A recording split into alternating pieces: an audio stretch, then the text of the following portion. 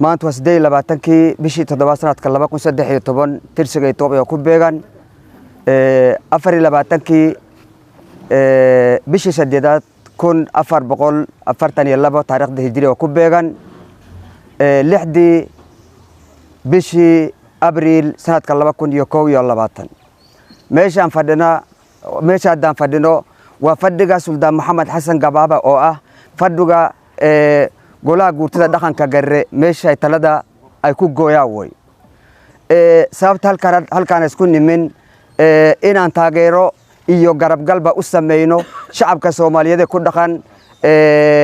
gobolka Sito ka tirsan dawlad deegaanka Soomaalida oo dhibaatooyin ballaaran oo gumaad iyo dil ah in muddo ku socotay haddaan nahay shacabka Soomaaliyeed ku dhaqan gobolka Daawa aan afkooda ku hadlayaa waxaan taageerayaa dadka Soomaaliyeed oo degan degmooyinka Cadeyto Cundhufo Gadameyto ama Garbaciise oo dhammaantooda ka tirsan dawlad deegaanka Soomaalida oo shacabka Soomaaliyeed dega dhibaatooyin ballaaran lagu hayo ayaanu ka dhiininaynaa waxa weeye dhulka haddaan soo tilmaamay degmooyinkaas iyo shacabka degaba waxa ay ka mid yihiin dawlad deegaanka Soomaalida sida darteed dadka iyaga oo markasta guriyahooda lagu gumaadayo oo hantidooda la dhacayo oo la iska yaganayo shacabka Soomaaliyeed ku dhaqan dawlad deegaanka Soomaalida iyo dawlad deegaanka Soomaalida intaba waxaan u soo jeedinaynaa walaalaha iyagii gobolka City degan oo dhibaatooyinka noocaas lagu hayo in lagu garab galo in hooyo hilba in lagu garab galo ayaanu soo jeedinaynaa dhinaca kale haddaan nahay shucuubta Soomaaliyeed ku dhaqan gobolka Daawa waxaanu taageersanahay nabad ku wada noolaanshaha iyo deriska dadyooga iyo shucuubaha kala duwan ee Itoobiyaanka ah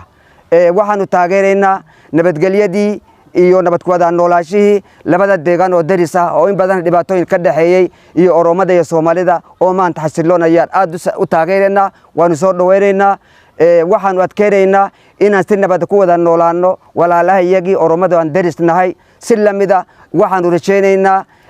walaalaha iyagii Cafarta oo runtii dawlad deegaanka Soomaalida la deriska ayagina fikirkaas ay qaataan dhibaatooyinka shacabka Soomaaliyeed ku hayaan inay joojiyaan dhulkii dadkii Soomaaliyeedna inay gacanta ka qaadaan xaqii dadka Soomaaliyeedna inay faraha ka qaadaan nabad ku wada noolashahana inay soo celiyaan ayaan xaqoodan u soo jeedinayaa dawladda dhexe federaalka iyo dawlad deegaanka Soomaalida iyo dawlad deegaanka Cafarta intuba waxaan u soo jeedinaynaa inay ka shaqeeyaan nabadgelyada iyo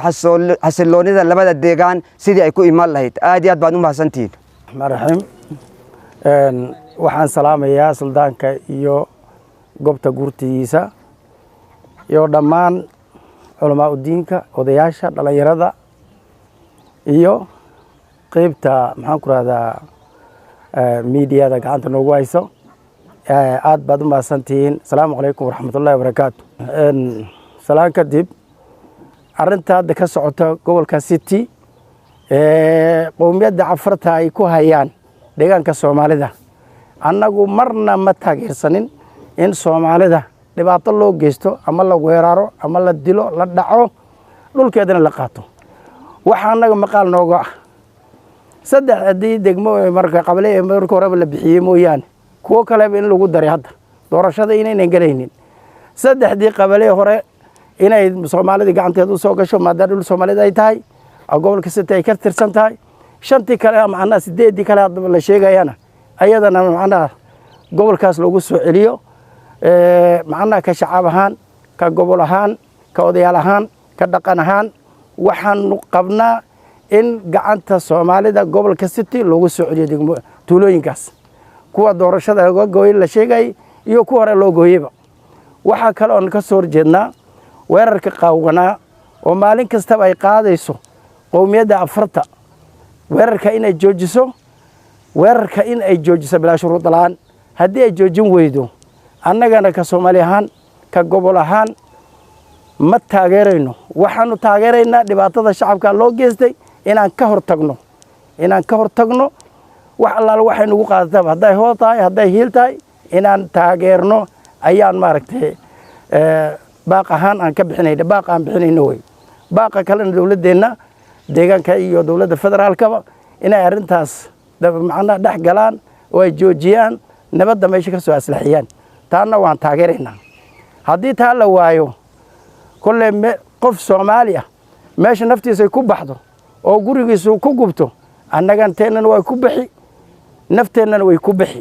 taasna waan maaragtay soo jeedinayna taageeraan u qabno way taageeraan u qabneed marka dhammaan ummadda Soomaaliyeed oo dhan waxaan u soo jeedinaynaa arrinkan inay ka dhiidhiyaan san nabadda ay meesha ka soo baxdo بسم الله الرحمن الرحيم الحمد لله رب العالمين اللهم صل وسلم على سيدنا محمد وعلى سيدنا محمد اللهم صل صلاة كاملة وسلم سلاما تاما على سيدنا محمد الذي تنحل به العقد وتنفرج به الكرب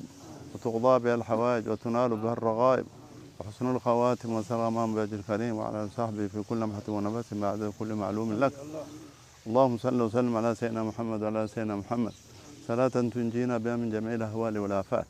وتقضي لنا جميع الحاجات وتطهرنا بها من جميع السيئات اللهم اجمع لنا خير الدنيا والآخرة